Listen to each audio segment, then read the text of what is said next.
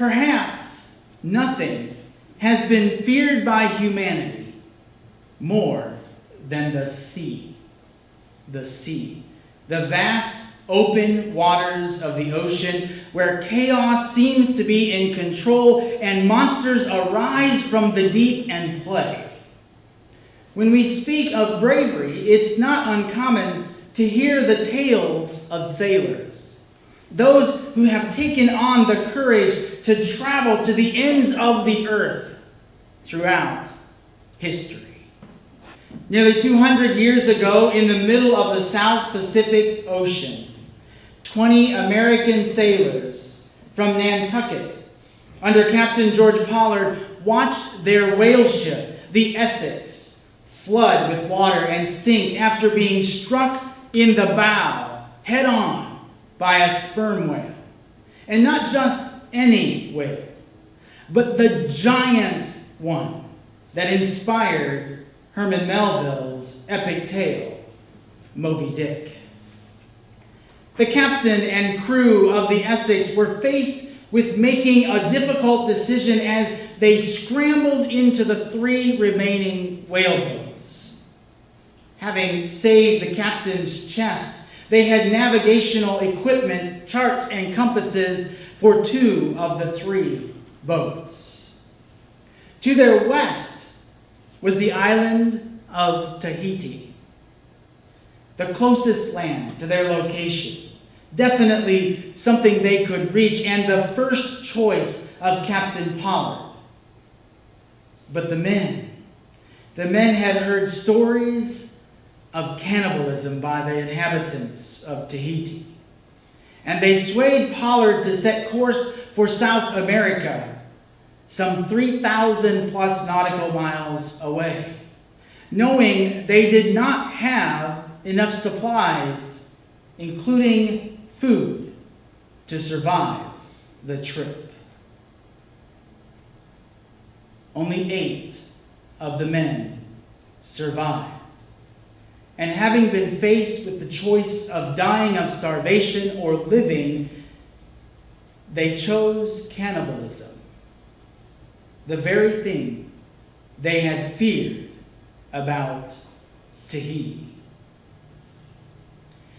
In her TED Talk about fear, novelist Karen Thompson Walker quoted Melville as having wrote, "All the sufferings of these miserable men of the Essex might in all human probability have been avoided had they, immediately after leaving the wreck, steered straight for Tahiti.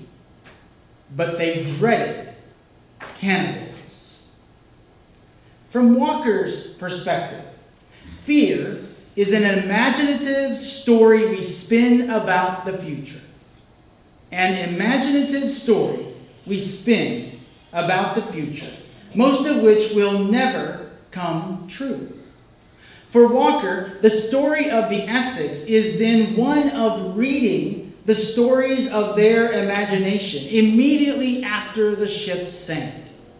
Imaginative stories of what would happen next if they chose to go west to Tahiti, and the stories they had heard of dreaded cannibals, or return east and face the likelihood of starvation.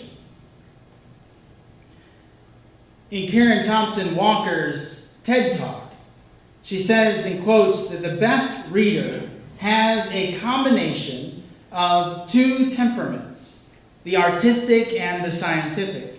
The passion to engage and to be engaged by the story, and the coolness of judgment to temper the intuitive reactions to the story. Walker said, maybe if we all tried to read our fears, we too would be less often swayed by the most salacious among them. She offered that if we read our fears in the right way, that they might help us make an impact on outcomes even before they happen.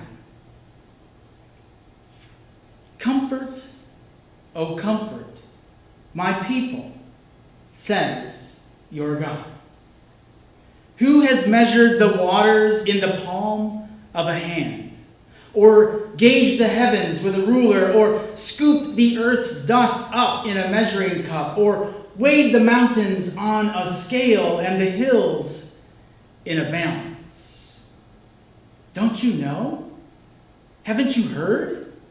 The Lord is the everlasting God, the creator of the ends of the earth. He doesn't grow tired or weary. His understanding is beyond human reach, giving power to the tired and reviving the exhausted. Youth will become tired and weary. Young men will certainly stumble, but those who hope in the Lord will renew their strength.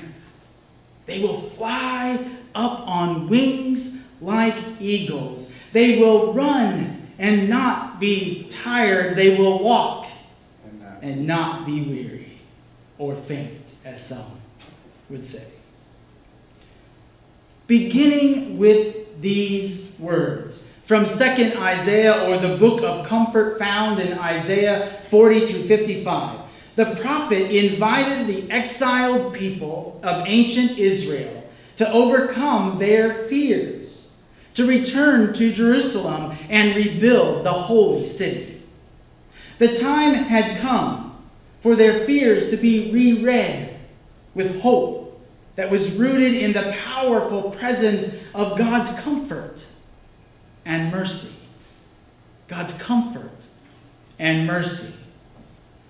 During exile, the people had found themselves like the sailors in the South Pacific, alone with their imaginative stories of the future.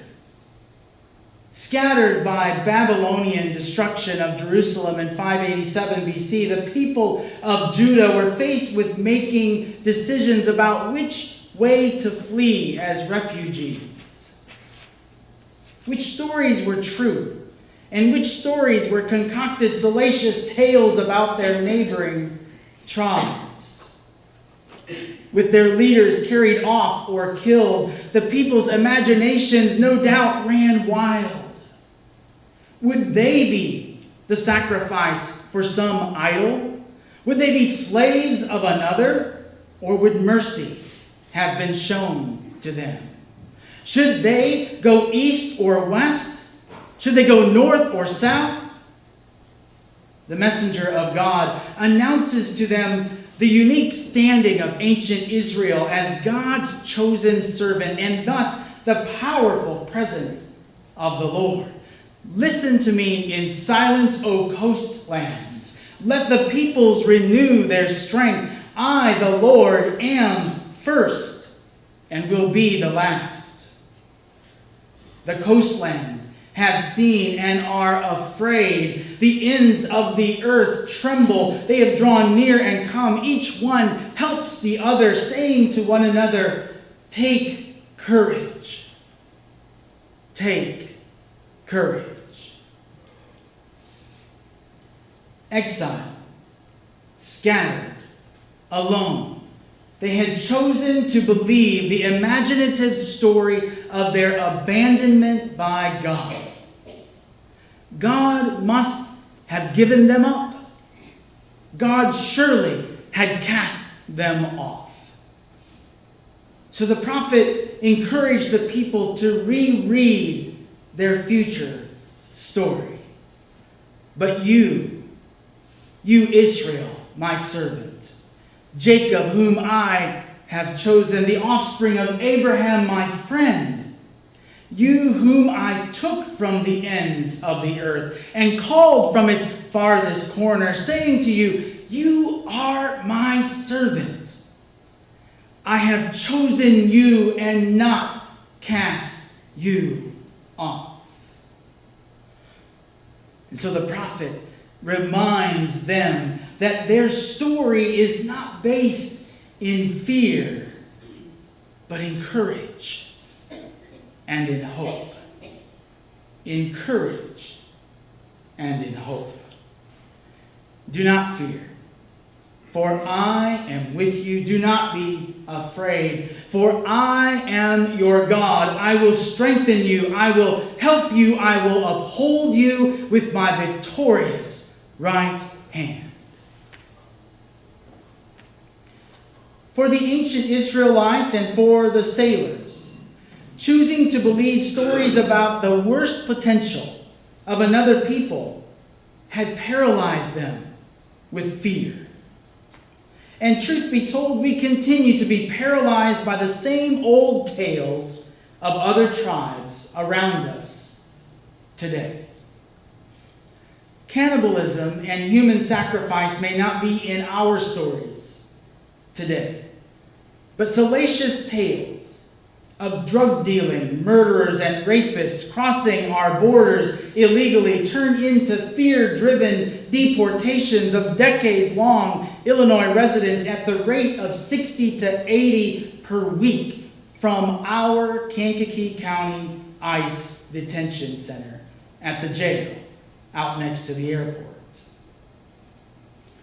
I visited the ICE detention center on a tour of concerned citizens with Sheriff Downey last week. The center was clean. Health care and dental care are provided on site.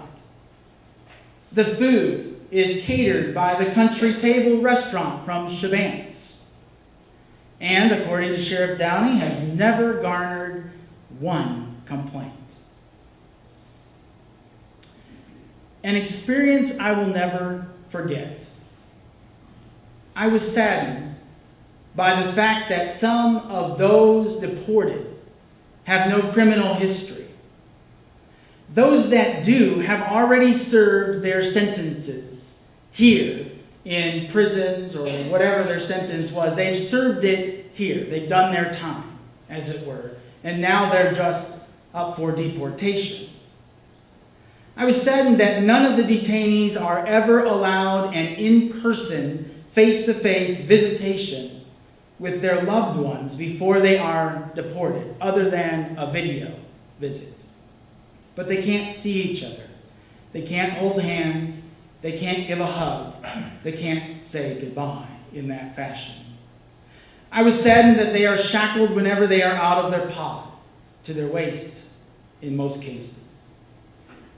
And I was saddened that other than their trip to the airport, which is in Gary, by the way, not here, that they never see the sky while in custody.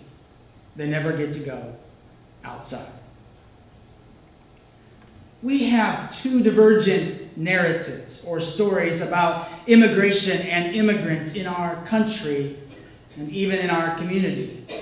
And current policies have chosen to believe the same old tribal tales of fear about those who may look and speak or come from a different country of origin than us. You know the stories. They're stealing our jobs, while automation and technology are the truthful culprits. They're causing drug problems, while more people are addicted to drugs by prescription medicines than any other gateway drug. They're committing crime, while the proportion of crime to race has stayed the same or decreased over the past 10 years. They're lazy and want to live off our welfare, while in most every case and every state, undocumented persons are not eligible for any state or federal aid. They simply can't receive it. Unfortunately, we have often believed the most outlandish stories about people from groups other than those we identify as our own race, our own gender identity, our own citizenship status, our political partisanship, or our religious beliefs, and even which baseball team we're supporting in the World Series. And sadly, our fears may turn to hatred and even violence against other groups. The same hatred that would mail explosive devices or walk into a sacred space of worship and gun down children of God. As Reverend Adam Hamilton said in his book, Unafraid, Jesus preached that the essence of God's hope and expectation for the human race was that we love God with our entire being, and that we love our neighbor as we love ourselves. He even said that we are called to love our enemy. When we embrace the message of Jesus, we are empowered with courage and with hope to overcome our fears. When we allow God's love for all of humanity and indeed creation to be the lenses through which we reread our fears, then we can say with the author of 1 John, there is no fear in love, but perfect love drives out fear. The person who is afraid has not been perfected in love. And we love because God first loved us. As Karen Thompson Walker said, maybe if we all tried to read our fears, we too would be less often swayed by the most salacious among them. Jesus invites us to release our fears to God, to place our trust in the saving grace and healing love of God made known to us in the Christ, to transform our view of the world from fear to confidence and courage, knowing that God's perfect love and grace are sufficient for this day and every tomorrow. A couple weeks ago, I invited us to pray together. And I want to invite you to pray with me again this day as we conclude this series on fear this morning. I invite you to pray it with me now. Almighty God, hold my hand and my heart when fear threatens to overwhelm and keep me from living with courage and joy in your presence. Amen.